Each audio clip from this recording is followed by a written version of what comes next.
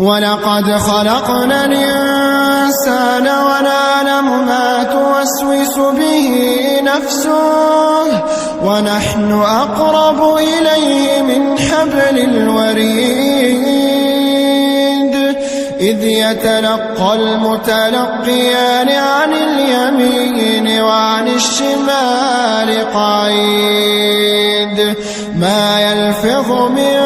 قول إلا لديه رقيب عتيد وجاءت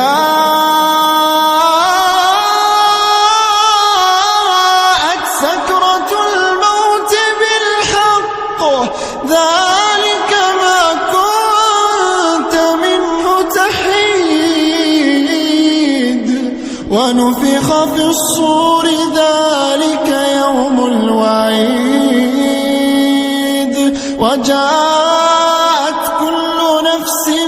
معها سائق وشهيد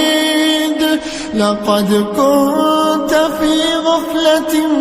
من هذا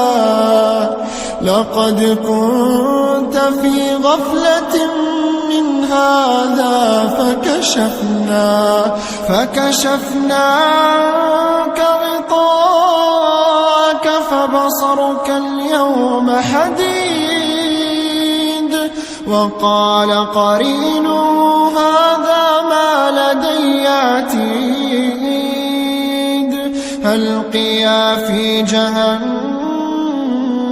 كل كفار عنيد مناع للخير معتد مريب الذي جعل مع الله إلهنا آخر فألقياه في العذاب الشديد قال قرينه ربنا ما أطغيته ولكن كان في ضلال بعيد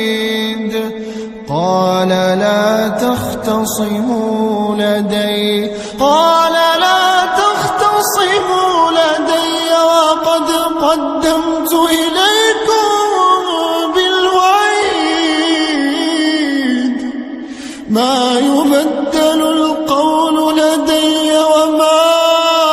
أنا بظلام للعبيد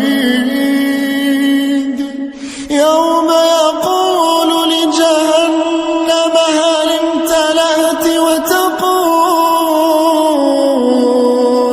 وتقول هل من مزيد